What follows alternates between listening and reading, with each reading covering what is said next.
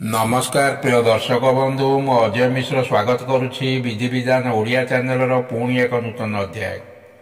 दर्शक बंधु आज भिडटी जाना काउरी कामाख्या देवी एक प्रभावशाली मंत्र समाज जो मंत्र प्रयोग फल आपण जेकोसी पुरुष हो अथवा स्त्री हो सहजरे वशीकरण करें। जेकोसी शुक्रवार दिन स्नानादि कर्म समापन पर रुद्राक्ष माला द्वारा ये मंत्र को 108 थर जप करेंगे।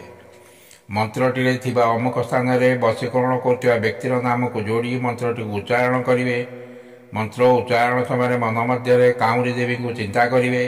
मन रखिए दर्शक बंधु ये मंत्रर अजथा दुरुपयोग करेंगे ना कि खेलवाड़ मनोवृत्ति नहीं यार अपप्रयोग कले मंत्र किसी काम कर न था। दर्शक बंधु मंत्रटी बहु प्रभावशाली मंत्र हो निहाती आवश्यक स्थल यार प्रयोग करने उचित एवं आसतु जानिया मंत्रटी को। मंत्रटी यहीपरी ओम नमः कामाख्या देवी अमुक मे वशंकरी कुरु कुरु स्वाहा। ओम नमः कामाख्या देवी अमुक मे वशंकरी कुरु कुरु स्वाहा।